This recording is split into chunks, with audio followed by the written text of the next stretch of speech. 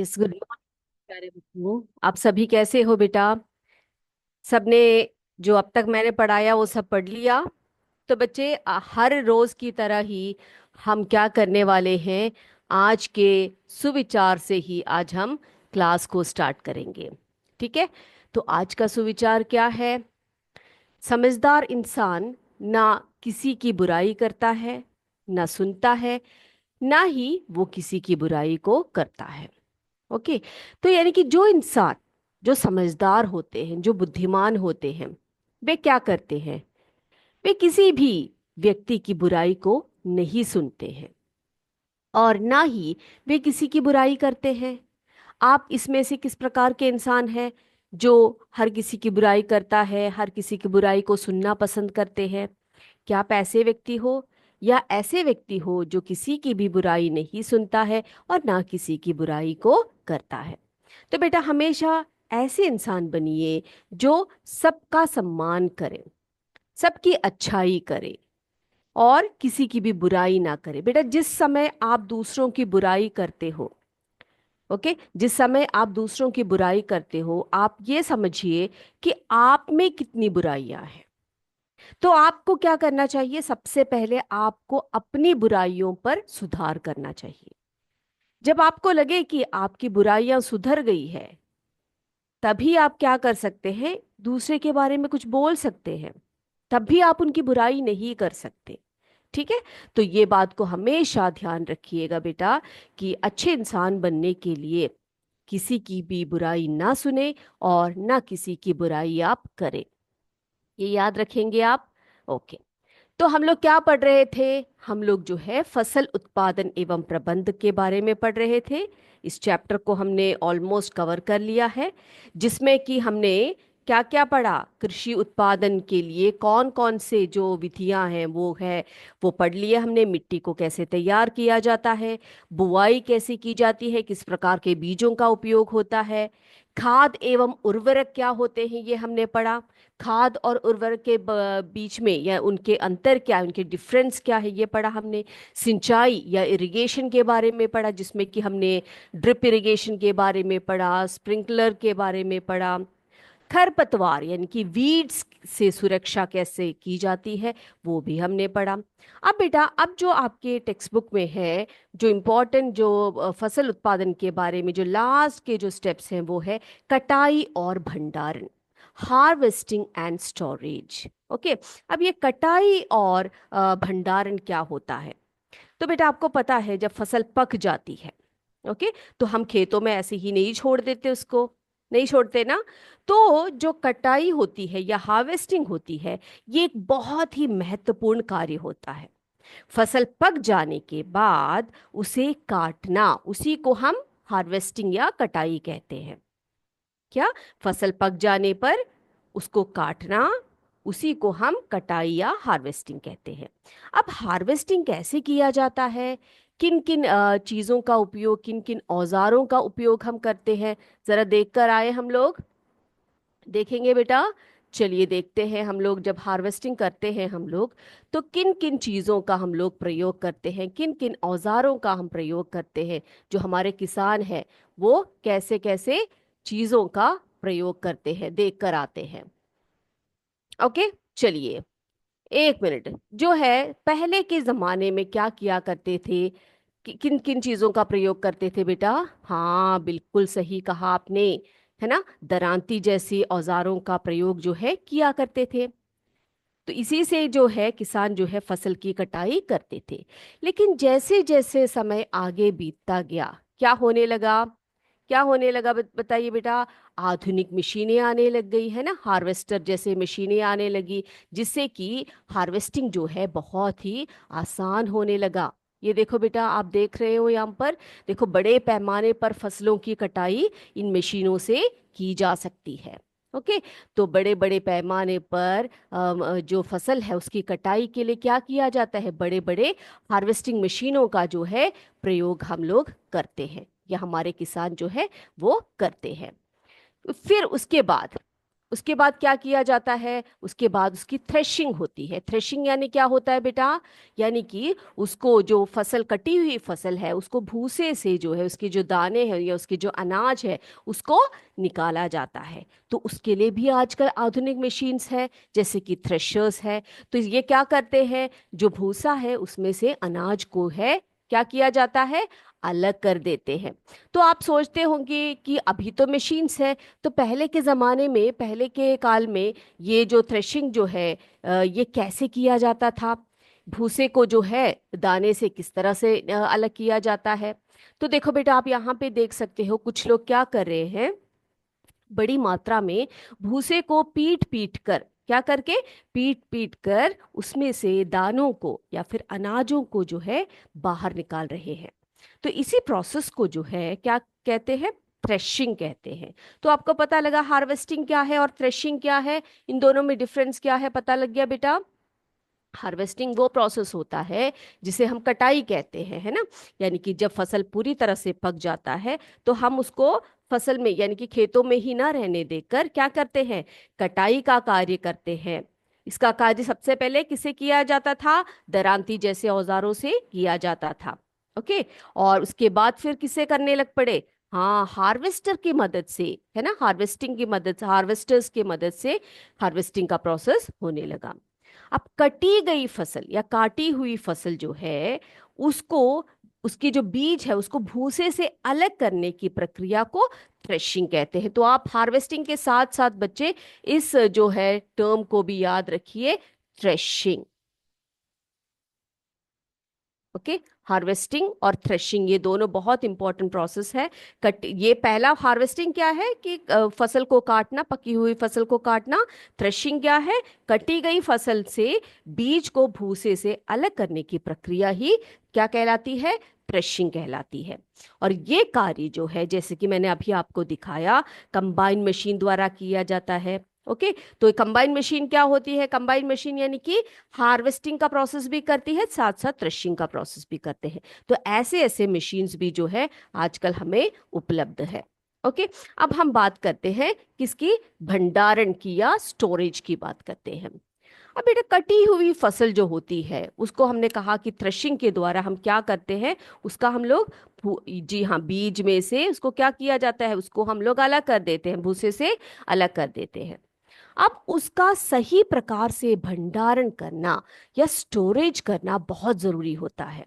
अब देखो बेटा, घरों में जो है बहुत कम मात्रा में अनाज होता है कि नहीं। तो उसका जो भंडारण करना है वो आसान होता है। हम क्या कर सकते हैं, उसको धूप में अच्छे से सुखा सकते हैं और उसको अच्छे अच्छे बर्तनों में, सूखे बर्तनों में डाल सकते हैं। लेकिन अगर भंडारण सही तरीके से ना हो, बड़ी मात्रा में, जो बहुत बड़े बड़े फसलें होते हैं जिसमें से अनाज आते हैं, उनके भंडारण अगर सही मात्रा में ना हो या सही प्रकार से ना हो, तो क्या हो सकता है, वो खराब हो सकते हैं।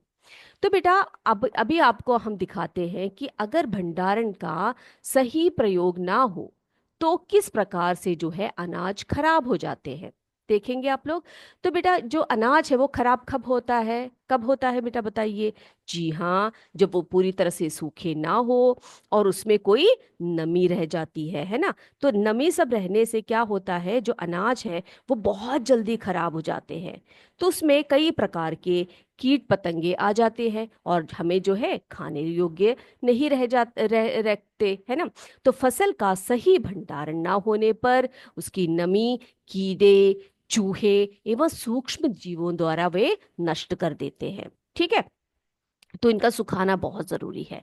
तो जरा देखें हम लोग, चावल या फिर गेहूं, और हमारे पास देखो तीन सैंपल्स है यहाँ पर राइस है, वीट है, चिकपी है, चिकपी यानी चना है।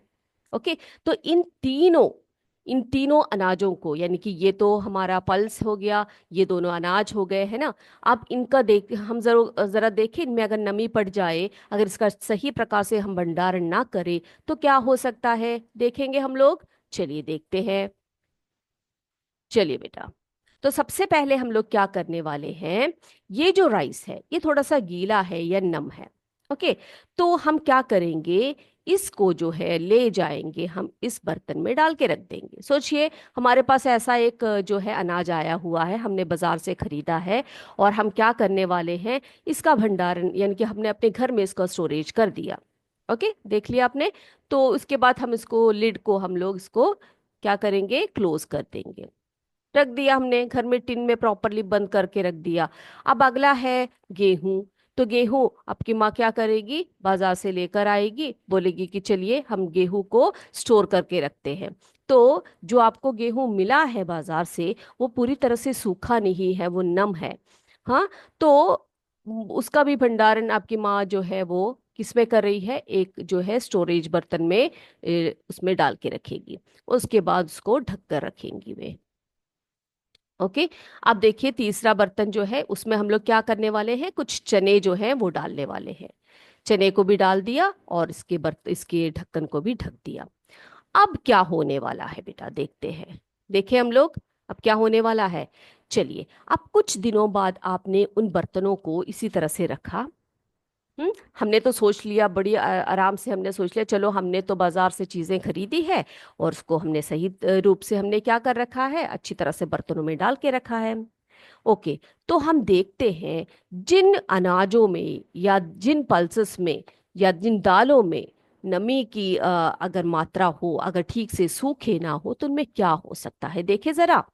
चलिए, ये आप देख सकते हो यहाँ पर चावल जो हमने स्टोर करके रखा हुआ है। इस चावल में आप क्या देख रहे हो बेटा, क्या देख रहे हो, देखो किस तरह से कीड़े मकोड़े आए हुए हैं, है ना, ये खाने योग्य नहीं है।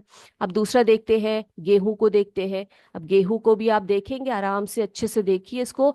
ये देखिए, इसमें भी देखो कीड़े पड़े हुए हैं। तो आप इसको खाने योग्य नहीं रख सकते। अब यहाँ पर हमने चने उठा के देखे। अब चने में भी क्या हुआ, चना भी ठीक प्रकार से भंडारण नहीं हुआ था। तो इस तरह के जो जीव है, ये क्या करते हैं, ये देखो बेटा, राइस वीवल, ग्रैनरी वीवल, खपरा बीटल, ये सभी जो ऐसे ऐसे इंसेक्ट्स होते हैं, जो क्या करते हैं, चावल को, गेहूं को या अन्य अनाजों को, ये सब क्या करते हैं, खराब करते हैं। उनको क्या करते हैं, उनको खाते हैं, और साथ साथ में उसको बुरी तरह से खराब कर देते हैं, जिसके जिसके कारण हम उसको खाद्य योग्य या खाने लायक हम उसको नहीं रख सकते। ठीक है, उसको फेंकना ही पड़ता है। तो देखा आपने किस तरह से भंडारण जो है बहुत इंपॉर्टेंट है। ओके। तो एक और बार इसको जरा अच्छी तरह से जान लेते हैं। चलिए, तो भंडारण क्या है बेटा, यहाँ पर देखते हैं हम लोग। ये देखिए, ये देख सकते हो आप लोग, है ना। भंडारण में क्या किया जाता है, क्या किया जाता है, जूट के बोरे, धातु के बड़े बड़े पात्र, और जैसे बिन्स बोलते हैं हम लोग, उसका प्रयोग करते हैं। ठीक है। और फिर क्या होता है, जरा देख कर आते हैं। तो इन सभी जैसे बड़े बड़े बर्तनों का, बड़े बड़े बोरों का, जो ये देखिए बेटा, ये जाइलो है, ये देख सकते हो आप लोग। तो इसका प्रयोग क्यों किया जाता है, बड़े पैमाने पर बीजों के पात्र भंडारण के लिए, तो उनको हम साइलो कहते हैं। ओके। और ये भंडारण गृह का प्रयोग किया जाता है। तो हम बड़ी मात्रा में जब किसान जो है अपने फसल का उत्पादन करते हैं, उसकी हार्वेस्टिंग करते हैं, उसको थ्रेशिंग करके लेकर आते हैं, तो सबसे बड़ी समस्या उनके सामने आती है किसकी, भंडारण की या स्टोरेज की। तो उन्हें ऐसे बर्तनों की आवश्यकता पड़ती है, ऐसे भंडार गृह के या स्टोरेज स्पेसेस की जरूरत पड़ती है, जिसके जिसके लिए यानी कि उनके जो चीज़ें हैं, जो उनके प्रोडक्शन है, उसको सही प्रकार से वे रख सकते हैं ना। तो देखा आपने, जाइलो देखा, इन सब में क्या रखे होते हैं, अनाजे रखे होते हैं, ताकि ये बिल्कुल भी नमी के कारण खराब ना हो। ओके। तो देखा आपने किस प्रकार से अलग अलग तरह के जो है अनाज है, जो दालें हैं, इन सबको इन इन बर्तनों में, बड़े बड़े बर्तनों में रखा जाता है। ओके। अब देखो, जैसे कि मैंने आपको बताया कि सही प्रकार से जो आपके अनाज है, उनको सुखाना बहुत आवश्यक होता है। तो भंडारण से पहले किसान क्या करते हैं, बीजों को या अनाजों को सुखाते हैं, उसको सुखाना बहुत आवश्यक होता है, जिससे उसकी नमी जो है निकल जाए एवं फसल खराब ना हो। ओके, इतनी बातें क्लियर हो गई सभी बच्चों को। तो आपने देखा हार्वेस्टिंग और स्टोरेज का महत्व क्या है, सभी बच्चों ने देख लिया। ओके बेटा, अब हम बात करते हैं अगले टॉपिक की, जो है जंतुओं से भोजन। क्या है? जंतुओं से भोजन, फूड फ्रॉम एनिमल्स। तो ये हमारा अगला टॉपिक है, ये हमारा आखिरी टॉपिक भी है, जंतुओं से भोजन, फूड फ्रॉम एनिमल्स। तो बेटा जिस तरह से हम लोग हमें जो है, आप सभी जानते हैं कि हमें जो खाद्य पदार्थ है वो जंतुओं से भी प्राप्त होता है। जैसे कि हमें पौधों से हम लोग भोजन प्राप्त करते हैं, उसी प्रकार हम जंतुओं से भी भोजन प्राप्त करते हैं, है ना। तो फूड के सोर्सेस क्या क्या है? हाँ बिल्कुल सही कहा आपने, प्लांट सोर्सेस भी हैं और एनिमल सोर्सेस भी है। तो जैसे कि आपने देखा प्लांट सोर्सेस, जिसमें कि हम किस तरह से फसल का उत्पादन करते हैं, उसमें से गेहूं, चावल, दालें सबका उत्पादन करते हैं जो हमें भोज्य लायक होते हैं हमारे लिए, है ना। और फ्रूट्स का भी उत्पादन करते हैं, फलों का भी उत्पादन करते हैं, तो ये सभी हम लोग खाते हैं। उसी प्रकार से कई ऐसे लोग भी होते हैं जो मांसाहारी लोग होते हैं, वो लोग क्या करते हैं, जंतुओं से भी भोजन प्राप्त करते हैं, है ना। तो शाकाहारी लोग जो है वो क्या करते हैं, वो जो है वो सिर्फ जो है शाकाहारी भोजन करते हैं। लेकिन कई लोग क्या करते हैं, शाकाहारी भोजन भी करते हैं, साथ साथ, जी हाँ बिल्कुल, जंतुओं से भी भोजन प्राप्त करते हैं। तो क्या आप मुझे ये बता सकते हैं जंतुओं से हमें क्या क्या भोजन प्राप्त होते हैं? कोई बता सकता है मुझे जंतुओं से प्राप्त भोजन क्या होता है? और क्या जंतुओं से जो हमें भोजन प्राप्त होता है वो हमें ऐसे ही मिल जाता है? तो देखो बेटा, जिस तरह से हम फसल उत्पादन करते हैं, उसी प्रकार से अगर जंतुओं से भी हमें भोजन प्राप्त करना है तो हम क्या करते हैं, जानवरों को पालते हैं, है ना। तो घरों अथवा फार्म पर पालने वाले पालतू पशुओं को उचित भोजन, उनको क्या देना चाहिए, अच्छे प्रकार के पौष्टिक भोजन देने चाहिए, उनकी आवास की सुविधा उनको होनी चाहिए, एवं देखभाल की भी उनकी उनको जो है बहुत ज्यादा आवश्यकता होती है। जब ये बड़े पैमाने पर किया जाता है, यानी कि अब देखो बेटा, कई घरों में जो है एक या दो गाय होंगे, एक दो मुर्गियां होंगी, या एक या दो बकरियां होंगी, तो हम उसको पशुपालन नहीं कहेंगे, हम उसको बस हम इतना ही बोलेंगे, बहुत बड़ी मात्रा में अगर हो तभी हम उसको पशुपालन कहते हैं, है ना। तो ये देखिए बेटा, ये क्या कहा गया है, घरों अथवा फार्म पर पालने वाले पालतू पशुओं को उचित भोजन, आवास एवं देखभाल की आवश्यकता होती है। जब ये बड़े पैमाने पर किया जाता है तो हम इसको क्या कहते हैं, पशुपालन कहते हैं। क्या कहते हैं उसको हम, पशुपालन या फार्मिंग कहते हैं। ओके, चलिए। अब देखो बेटा, अब कई जो है आपने देखे होंगे मुर्गियों के फार्म होते हैं, है ना, जिसमें बहुत सारे मुर्गियों को पाला जाता है, उसको हम पोल्ट्री बोलते हैं, है कि नहीं। तो उसमें क्या किया जाता है, बहुत सारे मुर्गियों को पाला जाता है मांस के लिए, अंडे के लिए, इन सब के लिए मुर्गियों का या इस तरह के बर्ड्स का पालन पोल्ट्री कहलाता है। अब ये देखिए, बतखों को भी कई लोग पालते हैं बड़े पैमाने पर, है कि नहीं, उनका भी मांस का प्रयोग होता है, उपयोग करते हैं, साथ साथ में अंडे का भी उनका प्रयोग किया जाता है। अब देखो बेटा, गाय और भैंसों को बड़ी मात्रा में पालते हैं, किसके लिए पालते हैं, दूध के लिए पालते हैं, दुग्ध उत्पादन के लिए, है ना। तो यहाँ पर देखिए, ये डेयरी फार्म है, और यहाँ पर भी देखिए आप, बकरियों को पाला जा रहा है बड़े पैमाने पर। तो यहाँ पर आप देख सकते हो उनका जो बड़े पैमाने पर जो उनको पाला जाता है, तो उनकी आवाज़ की अच्छी सुविधा उनको होनी चाहिए। उनको अगर कोई रोग होए तो क्या होता है बेटा, उनको जो है डॉक्टर्स लाए जाते हैं, उनको दवाइयाँ दी जाती है, तो उनकी जो सुख सुविधा का पूरा ख्याल रखा जाता है, उनकी बीमारियां, उनको बीमारियां पड़ने पर भी उन्हें अच्छी तरह से उनका ख्याल रखा जाता है। तो इसी को फार्मिंग कहते हैं, ठीक है। और उनसे जो है उनके उत्पादन भी निकाले जाते हैं, जैसे कि दूध हुआ, अब देखो यहाँ पर ये देखिए, मछलियों का, ठीक है, मछलियों का पालन भी करते हैं कई लोग, जिसे हम पिसी कल्चर बोलते हैं। क्या बोलते हैं अंग्रेजी में इसको, पिसी कल्चर बोलते हैं, मत्स्य पालन, ठीक है। अब मत्स्य पालन से क्या होता है कि हाँ, जो लोग मछलियां खाते हैं उनको मछलियां उत्पन्न जो है प्राप्त हो जाती है कि नहीं। अब उसको हम पिसीकल्चर कहते हैं। अब बेटा आपको पता है शहद, है ना, कितने बच्चों को शहद पसंद है। तो शहद जो है वो भी बहुत पौष्टिक होता है, उसमें बहुत सारे न्यूट्रिएंट्स होते हैं। तो कई लोग क्या करते हैं, मक्खियों को भी पालते हैं, है ना। मक्खियों को मीन्स मधुमक्खियों को पालते हैं, उनमें से शहद निकालते हैं। तो उसके जो शहद का जो प्रोडक्शन होता है मधुमक्खियों को पालकर, उस कल्चर को हम कहते हैं एपीकल्चर। क्या कहते हैं, मधुमक्खी पालन या एपीकल्चर कहते हैं उसको। तो आपको समझ में आया कि किस प्रकार से पौधों से ही नहीं, जंतुओं से भी हमें क्या करते हैं, हम लोग भोजन को प्राप्त करते हैं। तो इसी के साथ हमारा जो चैप्टर है वो यहाँ पर समाप्त हो गया। हमने सारे पॉइंट्स जितने भी हैं वो सब डिस्कस कर लिए। अब इसमें से कोई भी आपको डाउट्स हो तो आप मुझे कमेंट करके पूछ सकते हैं। ओके, चलिए बेटा, अब हम इसके कुछ इंपॉर्टेंट क्वेश्चन आंसर्स है इस चैप्टर के, फसल उत्पादन एवं प्रबंध या क्रॉप प्रोडक्शन एंड मैनेजमेंट में से कुछ इंपॉर्टेंट क्वेश्चंस हैं, उनको भी आज हम डिस्कस करने वाले हैं। तो करें बच्चे, हम लोग तैयार हो सभी। आप अगर नोट करके रखना चाहते हैं तो नोट कर सकते हैं, और इसको अच्छी तरह से पढ़कर आइएगा। ओके, चलिए हम स्टार्ट करते हैं। सबसे पहला क्वेश्चन जो है इस चैप्टर में से, आपको पता है ये चैप्टर कौन सा है, तो उसमें से सबसे पहला प्रश्न यही आएगा कि फसल किसे कहते हैं। ओके, क्या है, फसल किसे कहते हैं।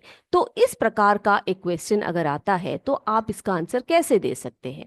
ये देखिए बेटा, कैसे कैसे लिखेंगे हम इसको।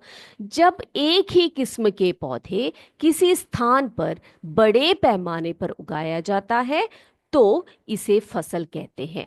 उदाहरण के लिए, गेहूं की फसल का अर्थ क्या है कि खेत में उगाए जाने वाले सभी पौधे गेहूं के हो।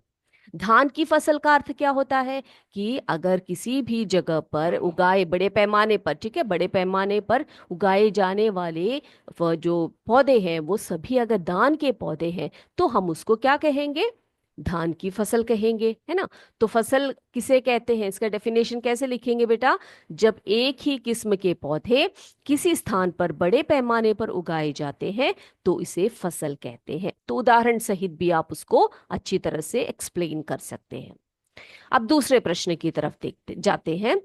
किसानों द्वारा उपयोग में लाए जाने वाली कृषि पद्धतियां कौन कौन सी है। तो हम अच्छी तरह से इसको एक बहुत डिटेल में हमने पढ़ा है कि कौन कौन सी पद्धतियां हैं किसान द्वारा उपयोग में लाए जाने वाली कृषि पद्धतियां निम्न है, यानी कि नीचे लिखी गई है। देखो बेटा, इस तरह से एक प्रश्न आता है तो आप पॉइंट वाइज उसको लिखिएगा। सबसे पहला पॉइंट, मिट्टी तैयार करना। ओके, दूसरा है बुआई। थर्ड, खाद एवं उर्वरक देना। चौथा पॉइंट लिखेंगे सिंचाई। पांचवा लिखेंगे खरपतवार से सुरक्षा। और छठवा कटाई। और सातवां जो हमारा लास्ट का जो प्रोसेस है इसमें वो है भंडारण। ओके, तो क्या है, प्रिपरेशन ऑफ सॉइल, मिट्टी तैयार करना, बुआई यानी सोइंग करना सेकेंड वन। थर्ड वन है मैन्योर और फर्टिलाइजर्स, उनको देना, और सिंचाई इरिगेशन। देन पांचवा खरपतवार यानी कि वीड से सुरक्षा, खरपतवारों से फसल की सुरक्षा प्रदान करना।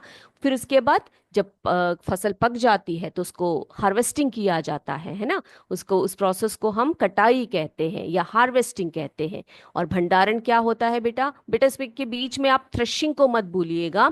थ्रेशिंग वो प्रोसेस होता है जिसमें कि, हाँ, जो दान को जो है यानी कि जो अनाज है उसको भूसे से अलग करने की प्रक्रिया क्या कहलाती है, थ्रेशिंग कहलाती है।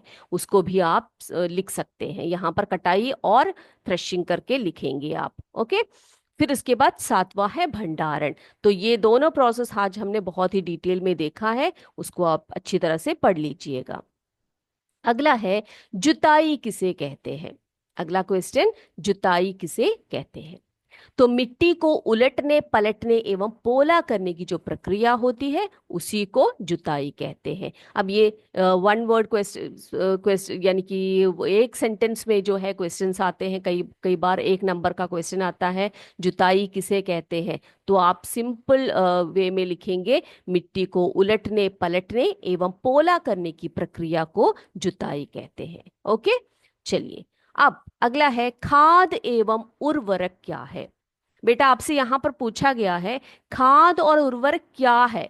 आप, ऐसा एक क्वेश्चन आता है, 2 नंबर का एक प्रश्न आता है, तो आप उसमें खाद क्या है उर्वरक क्या है ऐसे करके पूरा अंतर स्पष्ट नहीं करेंगे, डिफरेंस नहीं लिखेंगे आप इसमें। आप सिर्फ आप नंबर देखिए कितने मार्क्स का क्वेश्चन है।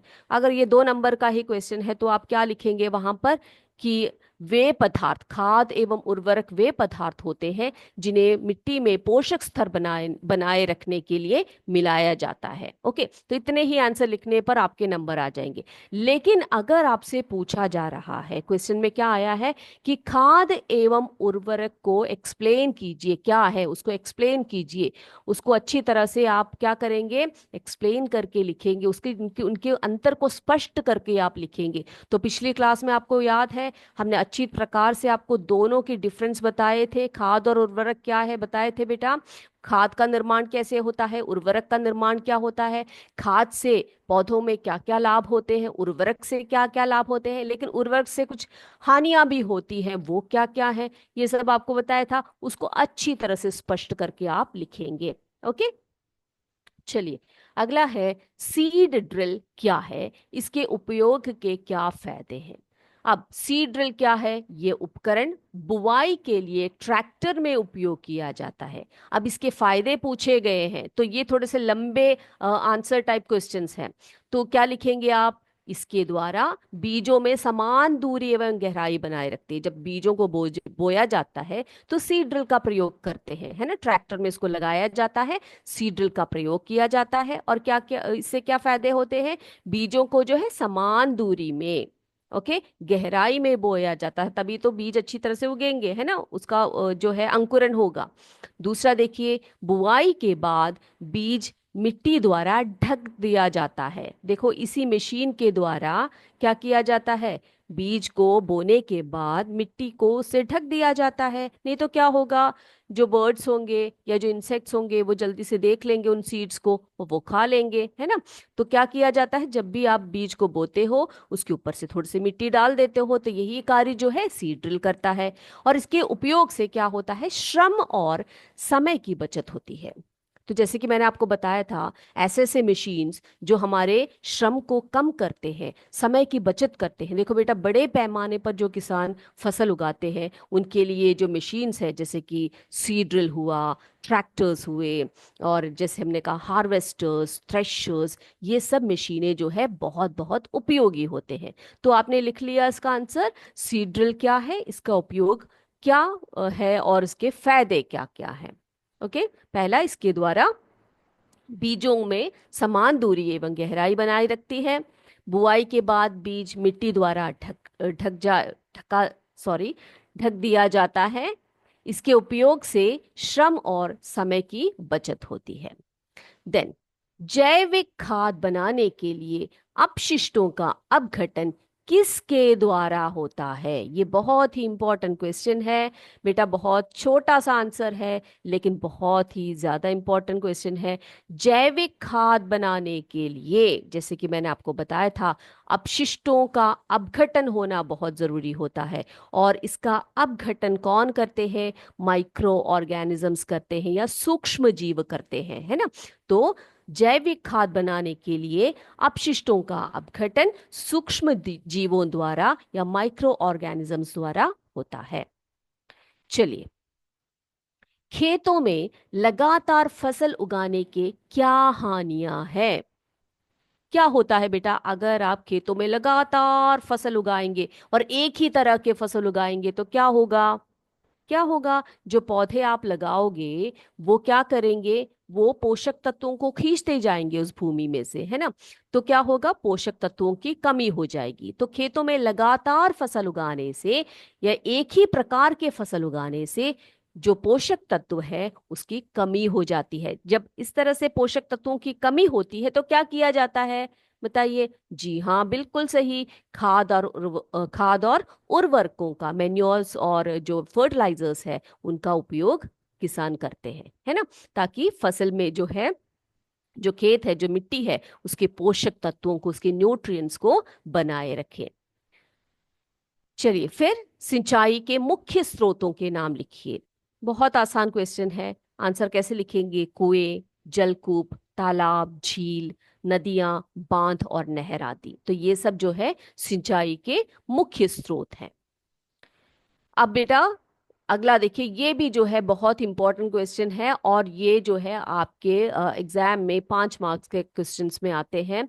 जो लंबे आंसर टाइप क्वेश्चन है उसमें आते हैं। सिंचाई के आधुनिक तरीके कौन कौन से हैं? तो सिंचाई के आधुनिक तरीके दो प्रकार के हमने आपको पढ़ाए थे, छिड़काव तंत्र और ड्रिप तंत्र।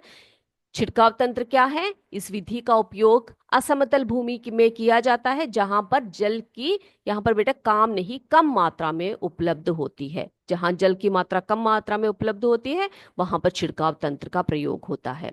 ओके, यानी कि स्प्रिंकलर्स का उपयोग करते हैं। अब यहाँ पर देखिए ड्रिप तंत्र या ड्रिप सिस्टम, इस विधि में जल को बूंद बूंद करके गिराया जाता है। पौधों के बीज, जो जड़ होते हैं वहां पर बूंद बूंद करके, कि पिछली क्लास में मैंने बहुत ही डिटेल में इसको आपको पढ़ाया था, और इसी को हम ड्रिप तंत्र या ड्रिप सिस्टम कहते हैं। ठीक है, तो इतने क्वेश्चंस को हमने आज, इंपॉर्टेंट क्वेश्चंस को डिस्कस कर लिया। अगली क्लास में, आज की क्लास को हम यहीं पर समाप्त करते हैं। अगली क्लास में आपसे हम फिर से मिलेंगे। तब तक आज जय विद्या शक्ति, जय हिंद, जय भारत। धन्यवाद बच्चों। Thank you sir.